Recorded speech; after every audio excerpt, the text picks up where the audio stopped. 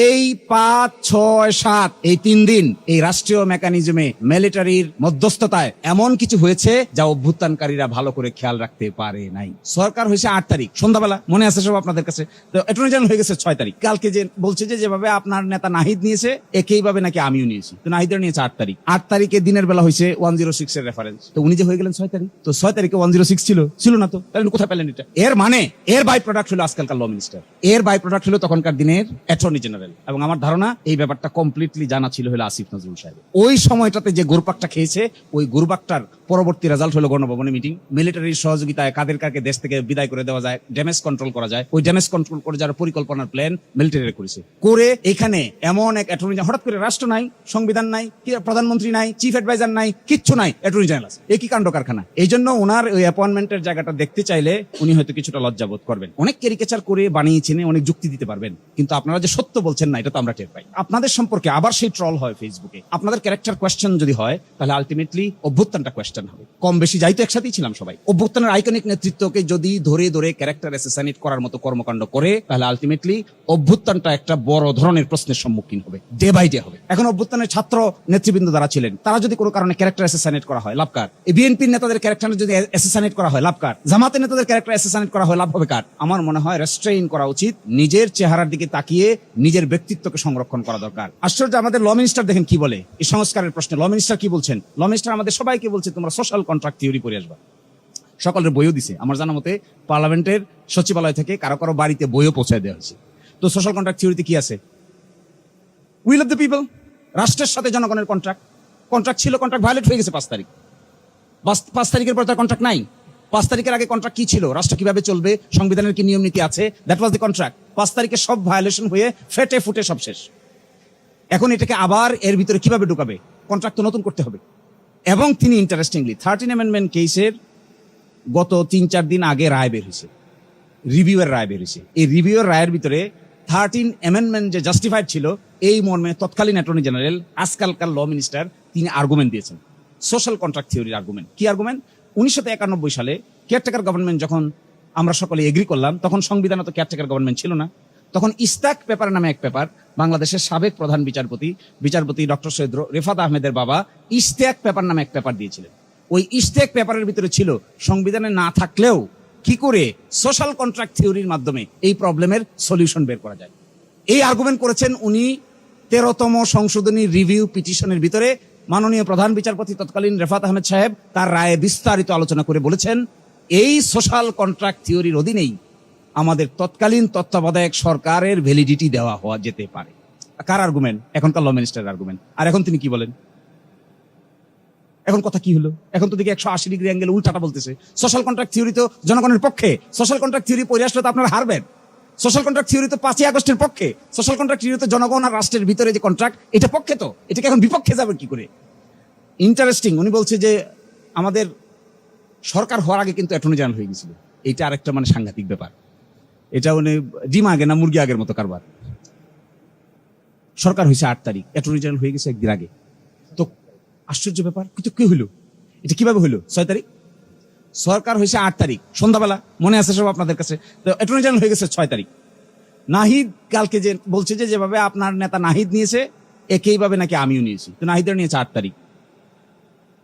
8 তারিখে দিনের বেলা হয়েছে 106 এর রেফারেন্স। তো উনি যে হয়ে গেলেন 6 তারিখ। তো 6 তারিখে 106 ছিল না। তো তাহলে কোথায় পেলেন এটা?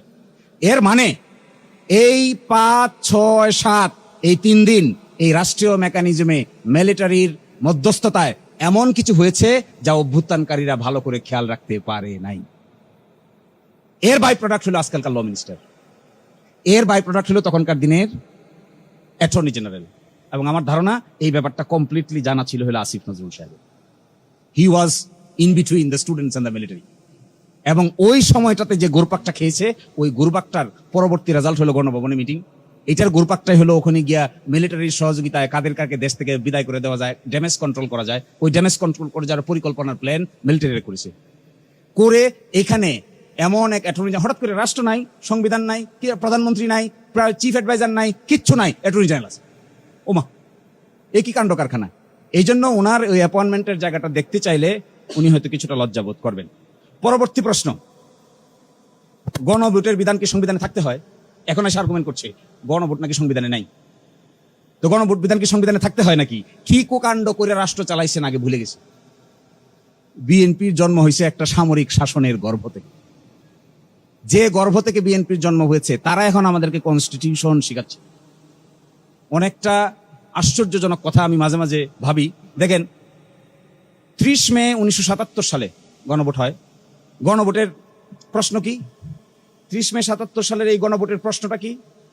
হ্যাঁ, প্রশ্নটা হলো রাষ্ট্রপতি major general Ziaur Rahman BU এবং তাহার অনুসৃত নীতি ও কর্মপন্থার প্রতি আপনার আস্থা আছে কি? হ্যাঁ অথবা না বলুন। 88% লোক হ্যাঁ বলেছে। কয়টা নীতি? কই সেই নীতি? এখন তো 4 প্রশ্নে 3 ঘন্টা লাগে, তখন নীতি পড়তে কত সময় লাগতো? একজন রাষ্ট্রপতির নীতি পর্যায়ে কারবারটা দেখেন। একজন রাষ্ট্রপতির নীতি কতগুলা? কি নীতি? কোন নীতি? কেউ জানে না তো। কেউ বলে 19 দফা, কেউ বলে নীতি, এর বাইরেও আরো অনেক কিছু আছে। আর এখন আমার সালাউদ্দিন ভাইয়ের 4টে মাত্র প্রশ্ন। ছাত্র অবস্থায় মনে হয় ভালো ছাত্র ছিল না, আমরা তো ভালো ছাত্র ছিলাম। সবসময় আমাদের 4 প্রশ্ন পড়তে, আমার ধারণা ফুয়াদ, আমি, তুষার, আমরা যারা আছি, আমাদের 4 প্রশ্ন পড়তে 2 মিনিটের বেশি লাগবে না। কিন্তু আমার ভাইয়ের 4 প্রশ্ন পড়তে 3 ঘন্টা সময় লেগেছে। আমার মনে হয় আবার লেখাপড়া শুরু করা দরকার।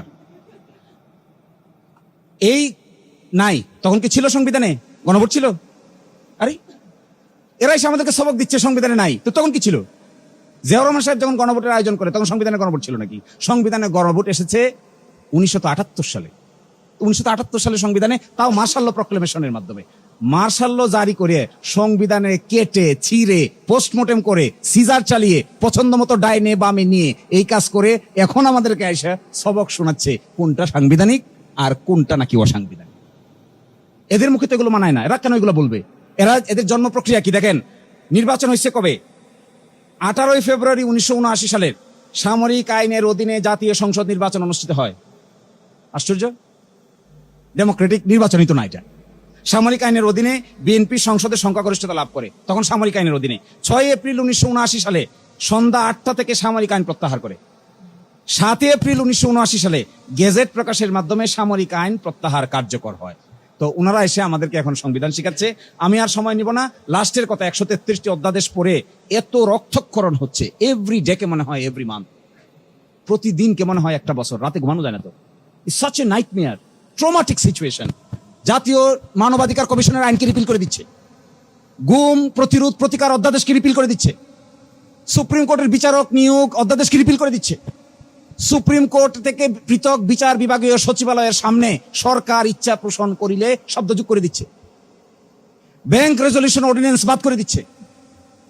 ট্রমাটিক। দুর্নীতি দমন কমিশনের সংশোধনী অধ্যাদেশ 2025, যার মাধ্যমে সার্চ কমিটি করে দুর্নীতি দমন কমিশনের মহাপরিচালক নিয়োগ দিতে হবে, এই মর্মে যে বিধানটা বাদ করে দিচ্ছে। আশ্চর্য। তাইলে আপনি পুরাটাকে একসাথে দাঁড় করান, এগুলো সবগুলো বাদ দিলে কি হয়? কারণ মানবাধিকার কমিশনের চেয়ারম্যানকে পাওয়ার দেওয়া হচ্ছে। সেই কি পাওয়ার? তারা সো মোটো স্বতঃস্ফূর্ত ভাবে তদন্ত করতে পারবে, গুমের তদন্ত করতে পারবে। কারণ দিছে ডান দিকে, আমি হাসলাম পরে পরে, ডান দিকে দিছে গুম নামক অপরাধটার সাথে রাষ্ট্রের গুরুত্বপূর্ণ সংবেদনশীল ব্যক্তিবর্গ জড়িত তাকে মর্মে এই আইনটিকে ল্যাপস করে দেওয়া দরকার। আরে তার একটা আয়নাগর হবে তো। জাতীয় নোটে লিখছে সাইডে, জাতীয় মানবাধিকার কমিশনের প্রধান যিনি থাকবেন তাকে সরাইতে গেলে সুপ্রিম জুডিশিয়াল কাউন্সিলের সিস্টেম অনুযায়ী সরাইতে হবে। কাউকে হায়ার, কাউকে ফায়ার করা যাবে না। বলছে এই বিধান যদি থাকে তাহলে সরকারের কোনো হস্তক্ষেপ থাকবে না। এই জন্য আইন বাতিল। দুর্নীতি দমন কমিশন বাতিল, মানবাধিকার কমিশন বাতিল, গুম কমিশন বাতিল, গুম প্রতিকার প্রতিরোধ অধ্যাদেশ বাতিল, সুপ্রিম কোর্ট সচিবালয় অধ্যাদেশ আন্ডার সাবসার্ভিয়েন্ট, সুপ্রিম কোর্টের বিচারক নিয়োগ অধ্যাদেশ নাই। আছে কি? তাহলে সমস্যাটা তো হলো শুধুমাত্র সংবিধানের ভিতরে আছে কি নাই, সমস্যা তো এই জায়গায় না। সমস্যা হলো যে কাজগুলো করা হয়েছিল ইন্টারিম গভর্নমেন্টের আমলে ক্ষমতার ভারসাম্য বজায় রাখার জন্য, ওনারা ক্ষমতার ভারসাম্যটা বজায় রাখতে চান না, ওনারা এটাকে অ্যাবসলিউটলি এক্সারসাইজ করতে চান। আসল কথাটা হলো এটা। ফলে এটা খুবই পেইনফুল আমাদের জন্য, ট্রমাটিক। আমরা যারা সময় দিয়েছি, কাজ করেছি এই সমস্ত অর্ডিনেন্সগুলোর সাথে, দেখেন এই অর্ডিনেন্সগুলো যখন হয়, আমার মনে আছে ল মিনিস্ট্রি প্রতিটা অর্ডিনেন্স ফ্রেম করার আগে 3-4 ওয়ার্কশপের আয়োজন করেছে। আমরা অনেকেই পার্টিসিপেট করেছি এগুলোতে। ইভেন আজকালকার দিনের যিনি ল মিনিস্টার তিনিও পার্টিসিপেন্ট ছিলেন। আজকে বেমালুম সব ভুলে গিয়েছেন। তো আমার কথাটা হলো এটাই, আমার মনে হয় স্বপ্নটা নষ্ট হচ্ছে, হোপটা বিনষ্ট হচ্ছে, ফ্রাস্ট্রেশন গ্রো করছে। ইয়াং প্রজন্মের মানুষদের মধ্যে কনফিউশন বিল্ড আপ হচ্ছে। এই কনফিউশনটা কি আকারে আবার রাজনীতিতে হাজির হবে এটা এখনই বলার সময় হয় নাই, কিন্তু I am very afraid this type of political sagacity যদি কোনো নেতৃবৃন্দের থাকে, তাহলে এই নেতৃত্ব সম্পর্কে আমাদের আস্থা থাকবে না। আমি সবচাইতে বেশি অরিড এই প্রশ্নে, অনেক ক্যারিকেচার করে বানিয়েছেন, অনেক যুক্তি দিতে পারবেন, কিন্তু আপনারা যে সত্য বলছেন না এটা তো আমরা টের পাই।